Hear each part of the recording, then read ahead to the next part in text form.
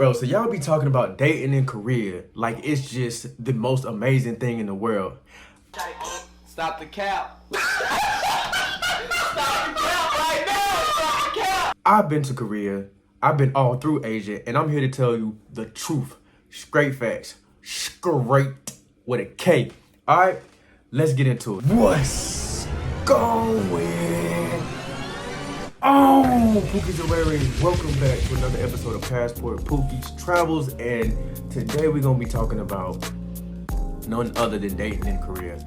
I also have been to Korea. I stayed in Korea. I got to mingle in Korea, but the dating experience for me was quite a interesting one. Stay tuned. Make sure to hit that like button. Subscribe if you're new to the channel. Let's get into it. Also, quick disclaimer, man. Fair Rights YouTube. I'm doing these reaction videos just to get out my personal opinion. No shade or no hate to the original content creators or the people in the videos. Let's get it. It's very diverse. It's the same as the States. So dating in Korea, man, everybody is with the same people. So if you dating one... Stop right there. Round of applause for this man. Round of applause. I swear, this is something I talk about all the time, man. If you are dating a foreign person in a foreign country and you are a black man, I guarantee you 98% of the time you are dating a woman that has dated multiple or has dated at least one other black man. This was the same thing that was going on when I was in Japan. This was going on in Korea. This was going on in Thailand. This was going on in the Philippines, man. I would say the Philippines probably the least because it's one of the bigger countries and the GDP isn't as good. When the GDP plays a major role in dating, like, you know, you got so much more money than the women that you're dealing with, I promise you, bro. That was one of the things. It was like most Japanese girls didn't really wear Jordans like that, and when they did, the number of Jordans she had on, that's how many black dudes she been with. So she was rocking some 13s. She done been with 13 black dudes. I know it's cringy. I know it sounds, you know, a bit, you know, over the top, but that was just one of the little jokes we made because most of them didn't at the time know the difference between the Jordans. They was rocking Team Jordans and stuff. So she had on like some stuff that we would say niggas rocked. She had done been with niggas. If she had on, this was before the big one craze and the Nike Dunk craze. So, you know, the most popular Jordans for black dudes was 13s, 12s, 3s, 4s, and sometimes 6s and 7s. So if she had on any of those, bro, she was on go. I say it's like 50-50. It's either they absolutely disgusted with me or they love me. It's either one or the other. I'm gonna be honest. Yet again, shout out to this brother too. Another fact, bro. The only place I've been in this world where I felt like the people, or obviously most of the women, I don't really pay attention to what the men think, but the women were absolutely disgusted with me. Korea, bro. Now, I wasn't in Seoul, so that's one of the things when people be like, oh man, they love us in Seoul. They love us in Seoul.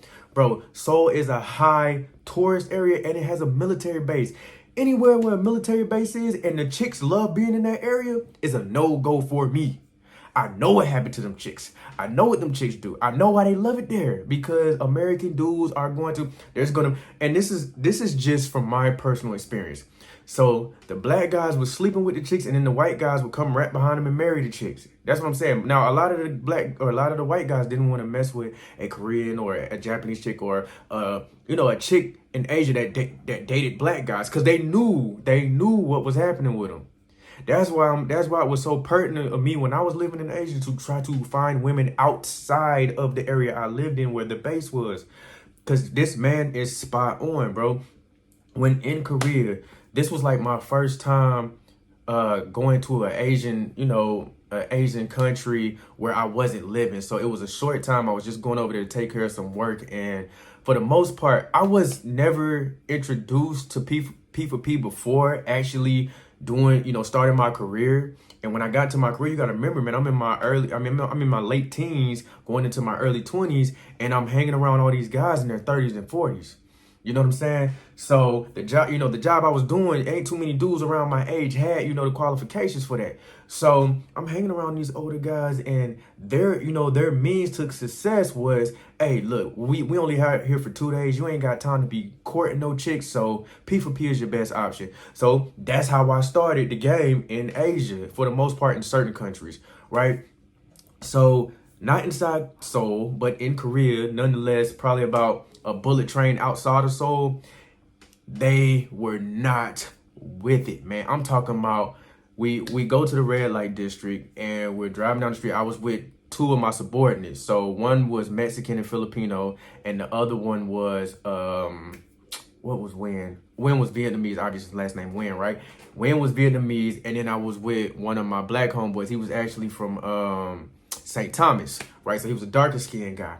So we driving down the red light district, and we had a taxi driver who was driving a limo. Whatever they know around the base, guys like to do that. We can drink in the limo. Most of the time, you can't drink in the taxi. So we driving down the red light district.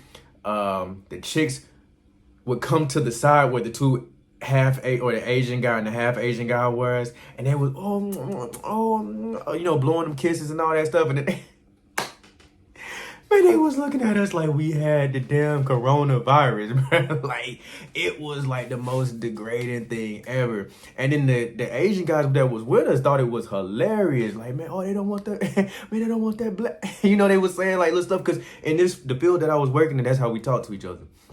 So it was like, man, they don't want that black. They don't want that black thing. They don't want that. They don't want that. They thought it was so hilarious. And these are two guys now, granted, the Filipino Mexican guy, he was a good looking guy. So he actually got chicks. The little Vietnamese dude, no, bro, he was crazy looking. So I knew for a fact of working with these guys which one got women and what was actually going on. So me and my boy looked at each other, and I was like, man, shoot, I ain't about to give no chick no money that's not trying to be with me or looking at me as if I'm less than. So I am for sure a avid, and from my perspective, me trying to put all these big words in there for the people who are like, oh man, he's a pookie. Why do we care what he thinks? Bro, I'm telling you, bro. And then it was to the point to where the cab driver was like, man, he was like, yeah, just give it some time. They're not used to seeing, people that look like you. Yeah, he explained it to us what was going on, because he was talking to them. Because in Korea, they got like mama sons. The mama sons, watch the girls and make sure the girls is working. Like, and when you was going through the red light district, it was set up like a barbershop. Like, you would go by, all these chicks were sitting on these stools inside the place. The place was real nice. They was wearing their little lingerie. They would come outside when, man, it was crazy. It was something to see, but it was nonetheless, it was an experience. Never know if the female have somebody on the side. It's complicated. For me, facts.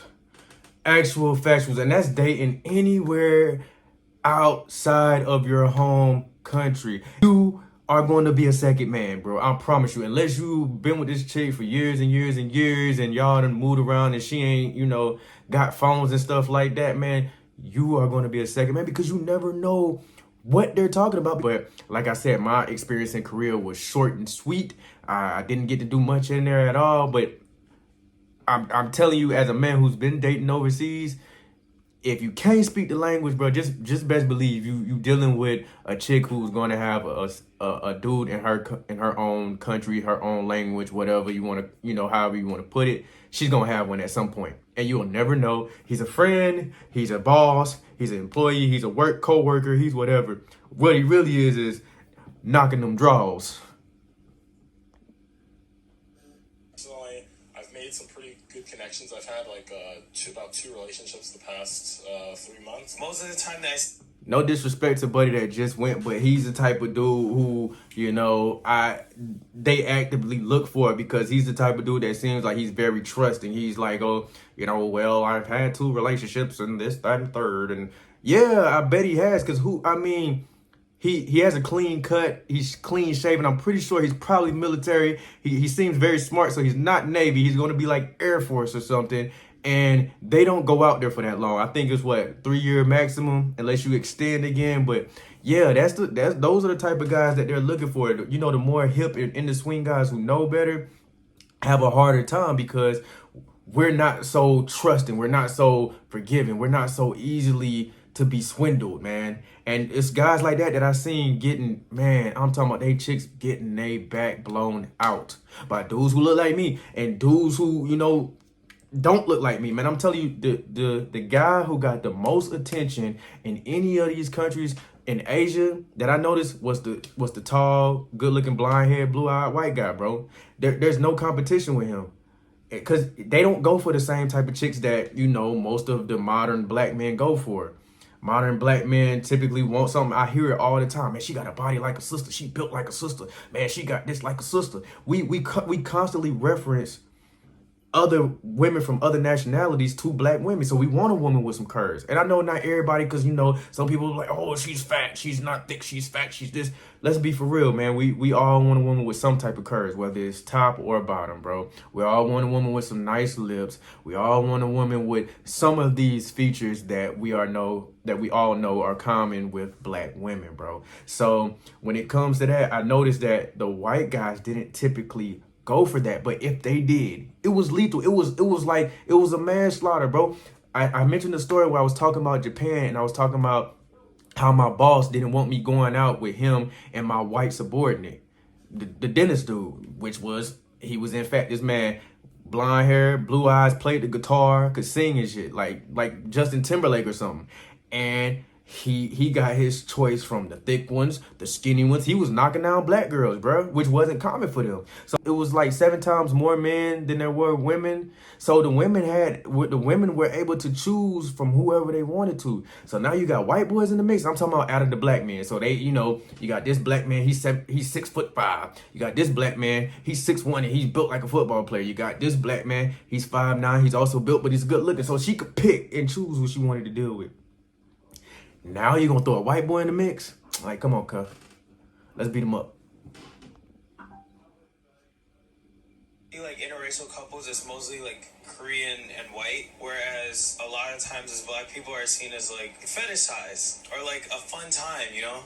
It's all right. Facts. And that's the end of the video. That is 100% also true. We are fetishized. They would rather hang out with us, smash us, party with us, and then date and have a relationship with them white boys. That's what I was just, this is the first time I watched this video. I didn't even know he was going to say that. And that's the type of guy who really actually want to love and cater to one of these women. He looks like the anime type of guy. You know, Korea is real big on anime, just like Japanese was, but I was never into it. You know what I'm saying? He looked like the type of guy who actually wants to learn the language and become a part of the culture and forget his whole culture. I love my culture. I love being a black American man. I fetishize Asian women too, bro. That was I did it also, just like how they fetishize it. But once I got through that little phase, man, it was all, you know what I'm saying? It was all sisters for me. So these guys right here, shout out to them, man. I'll put the original information down in the description box below. If you got something out of this video, hit the like button for your boy. Subscribe, become part of the gang. And always remember, get cold in these streets. Bundle up.